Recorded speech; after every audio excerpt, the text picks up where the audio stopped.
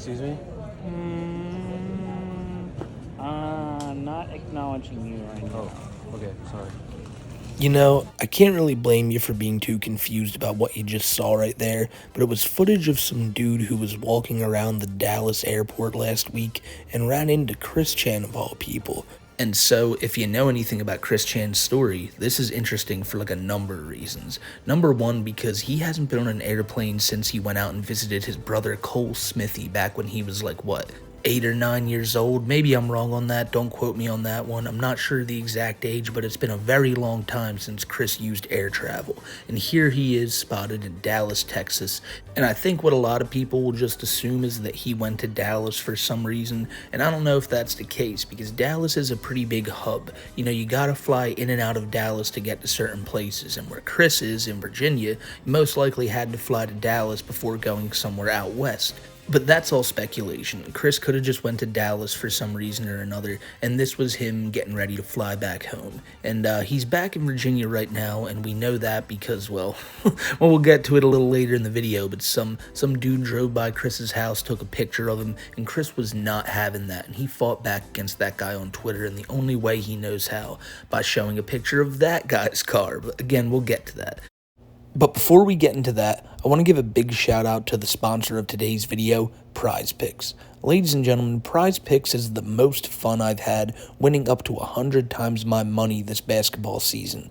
You just select 2 or more players, pick more or less on their projected stats, and place your entry. With the NBA Finals and the Stanley Cup Finals both starting this week, there are a lot of different picks for you to choose from. I'm personally feeling really good about Kyrie Irving in Game 1, as well as Connor McDavid as he's been doing really good all season.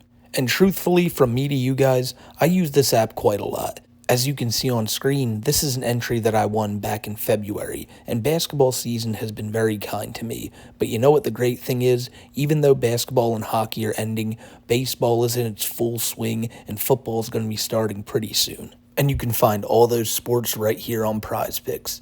And right now, if you click on the link in the description or in the pinned comment, you'll get a 100% deposit match up to $100 when you first sign up for Prize Picks. Come on over and join me in getting some wins, ladies and gentlemen. I assure you it's a good time.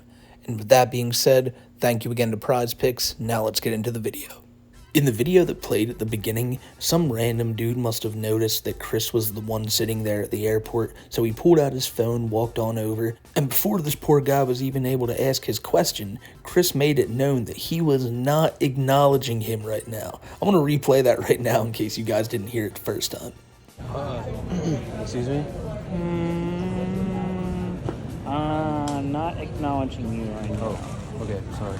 Chris has really never liked it when people come up to him in public and seem like they're doing some trollish activities, but here in particular, Chris did not want his cover to be blown. And don't get it twisted, that's exactly what he's in right now. Like, look at this yellow raincoat, the hat. This is not Chris's usual attire. Where's the blue hair? Where's the Sonichu medallion? Where's all the earrings and the fucking, the rings and the bracelets? And he's a man of accessories, is Chris. And there's very few to be found in this picture, and I'm pretty sure again that's because he's trying to be as incognito as possible. He didn't want people coming up to him and gawking and taking pictures, and with the blue hair it does make it easier to spot him, but Chris is pretty distinguishable either way, so I'm not surprised this guy noticed. He's probably just sitting there, picked his head up and was like, holy shit, that's Chris Chan. You see that the pudgy dude over there? That's Chris. And so if that wasn't enough to tell you it was him, I mean, just walking up to the guy and then hearing his voice telling him that he's not acknowledging him, yeah, it's pretty obvious this was Chris, but trying not to be spotted. But he was, and quickly people found out he was there. However, to my knowledge, I don't think people have figured out exactly where he was going yet. Obviously, if he's spotted in Dallas, that would be the obvious answer, but what's in Dallas that Chris would have been going to? So, again, it could be anywhere because Dallas has flights to, places all over the world, more places than Virginia probably, or wherever Chris flew out of has. So, as time goes on, I bet you Chris will slip up and eventually say where he went, but wherever it was, it doesn't really matter because he's home now in Virginia. Not back home at Branchland, but back at home at Caden's, Wrangler Den. But before we get to those pictures, I want to look at Chris's Twitter feed a little bit, because he's pretty much been off the grid. He hasn't posted anything really in the past month except for this tweet right here, saying that he recently watched the Knuckles series on Paramount Plus. I feel like it was good, 8 out of 10. It needed more of our favorite Echidna Knuckles and less Wade. Divide it 50-50 instead of making it 70 to 80% Wade. But I did like how Knuckles was accepted by the Jewish family and how much in common they had. Plus, hashtag Christopher Lloyd did good as Pachachameka. I don't know what that is. I didn't watch the Knuckles show. I'd imagine, though, he probably has a good point. A lot of these newer shows love just shoehorning in human characters, making their story the main focus in a show that's called, Knuckles. But again, I haven't seen it, so I don't know. Chris probably takes this really seriously because Knuckles is, of course, he's one of the Sonic things, like whatever they are. And Chris takes Sonic shit really seriously, so he probably wants this done right. But to get this done right, they need to do it the exact way that Chris wants it done. And speaking of wanting things done the way Chris wants them done, listen, I don't know nothing about this pony stuff, but this is a scary sight. Apparently the pony company or whoever it is said no more of this G5 stuff. And the only reason I know what a G5 is because Chris Chan really fucking loves G4. Basically, I'm assuming it's like the 5th iteration of the My Little Pony show, and Chris hates this because he loved the 4th iteration so much. And if you've been following Chris at all over the past few years, you would know that he's been fighting tooth and nail with everything that he can, with every fiber of his being to bring back the 4th generation of this pony show. And now apparently they agree. Now look, maybe I'm over exaggerating. This is probably gonna mean nothing. I mean, maybe who knows, but I'll tell you this much: Chris has always cried and bitched and moaned to get what he wants, and the Sonic Blue Arm stuff, he seemed to get what he wanted in that situation. If this happens here and they bring back that G4 show, Chris is really gonna think that he can just scream to the heavens, and eventually, if he screams loud enough, shit's gonna happen.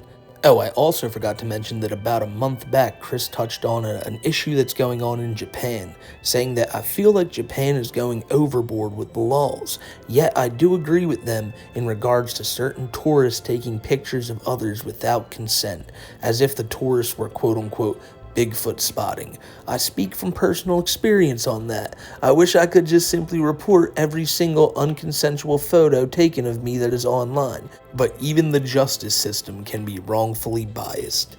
This post right here really is appropriate considering what happened later in the month and what we're covering in the video today. But it seems like Chris's whole thing is, listen, all these crazy laws you're making, you gotta chill out with it, Japan. But the one that I agree with you with is the ones of people just taking pictures and acting like crazy tourists, taking pictures of people in the streets and all that. That's not cool. And why is it not cool? Because it happens to me, and it's annoying, If this isn't something that Chris dealt with on a daily basis, he wouldn't give a shit about it. But because it's one of those things that he himself has to deal with, because, at the end of the day, he's not a celebrity, but he's still pretty infamous.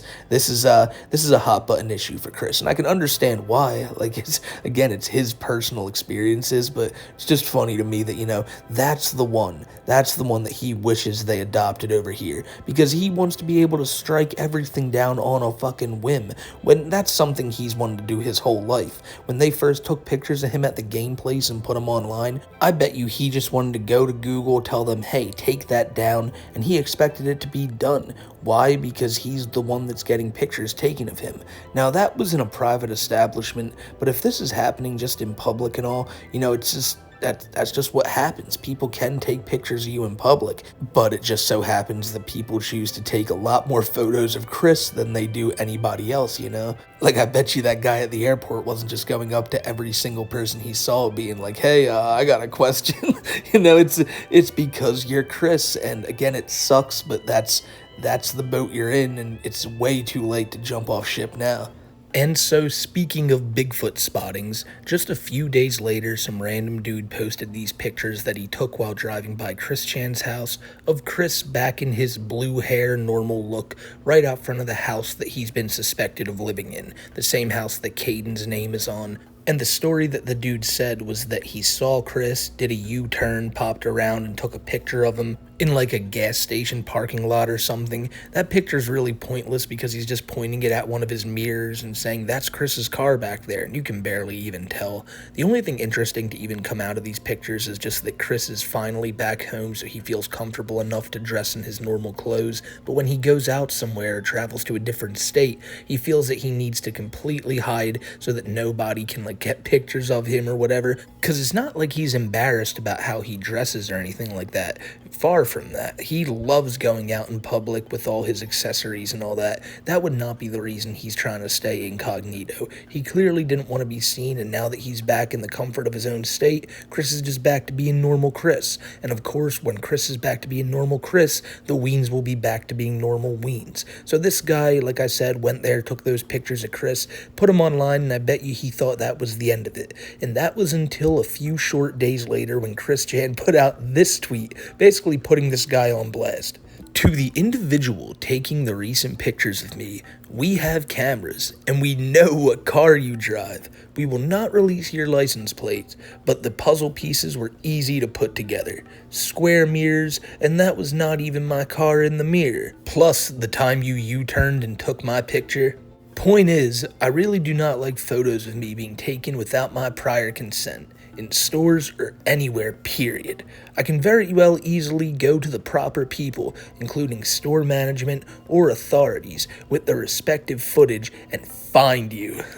So Chris is putting his foot down. We saw that tweet he made about Japan and all that. Chris is really fighting the good fight against these non-consensual pictures that people are taking of him. I already brought it up though, however, if he's in public, there's really nothing he can do about it. But I guess if he's out front of his house and people are taking pictures of him, I can see why he's complaining, but again, I don't really know what he thinks he's going to get done about this. But he's not done there. So, to this guy and the rest of you, please stop taking pictures or videos of me behind my back and without my consent. Thank you. So from there, he posts the two pictures that dude had previously posted online. Chris shows what this guy had done, the horrible act this guy had committed upon him, and then Chris showed his Ring body cam footage where you can see the dude's Jeep with like the fucking red the red in the tires and all like this. This is a pretty easy car to be able to identify if you ever see it in like a Denny's parking lot or something. And it's also like exactly the type of car I expect to be driven by someone who's going to be doing U-turns down Chris Chan Street to get pictures of him. Nonetheless, it's kind of funny to see Chris be like, hey, troll, you want to take pictures of me? I can take pictures of you too. I hate it because Chris Chan being the motherfucker he is, you don't want to see this dude get any W's, and I wouldn't call this a W at all, but it is pretty funny to see Chris just he ain't taking it. He said he didn't put their license plate online and he's not going to. Now, I don't know if that's because he really realizes it's probably a bad idea to do that. I mean, shit, one of my videos got taken down off YouTube because I showed the Sonichu license plate for too long. But I also think this camera may have not been able to pick up the license plate because if Chris had it, a part of me thinks he would have had no problem putting that shit online. But who knows? This is just another case of Chris, going to war against the trolls. But this will be the last we hear about it. It's not like he's going to be constantly tweeting about this guy or going at this dude or nothing. It's just that, no matter where he goes or what he does, he's always going to get spotted. And that was proven this week, especially in the Dallas airport. Because I'll tell you what right now, I don't think Chris did an amazing job with his disguise. But if I was sitting there, I probably wouldn't have noticed it was him. Then again, that could be because when I'm at the airport, I'm usually just stoned and not really looking at all the people sitting around me. At any situation, imagine you're at a ball game or something. I'm not really too attentive of every single face around me. So I know this is a pretty pointless tangent, but my point is that I wouldn't have recognized Chris, but there's people out there that will, and he'll never be able to run from this no matter how far he goes. I mentioned it earlier, but Chris really has been silent online for quite a while. He'd been doing those live streams where he was just raking in donations, but getting really flustered at everything that anybody was saying to him, and those stopped pretty quickly. And I imagine that's because he just told whoever was like in the house and making him do them that he didn't want to do it anymore. It was becoming too much for him. So he's been starting to like sell stuff on his Etsy shop more and more, and I've mentioned it before, it does sell. There are people who really have no problem just throwing their money at Christian, and that's, it's a weird turn of events considering what happened with him and his mom just like 2.5 years ago, and it's actually getting close to the 3-year anniversary of that, but people have already seemed to have forgotten that because they want their brand new Sonichu medallions. Speaking of that, I got to this anonymous letter, or the anonymous package. It was postage not paid. Like, I had to pay the postage on it to receive it, and the post office like, well, where was it sent from? And it had my address as the return address with me as the sendee, which is not true. And in it had this burned piece of paper, which I feel like I'm going to get serious. It says, the stars are aligned. A new host is chosen. Hail unto thee, Nick Rekieta. And then with that came this. And this was so weird because this came before the mention of Sonic in the trademark dispute that we were talking about last night. A Sonichu medallion.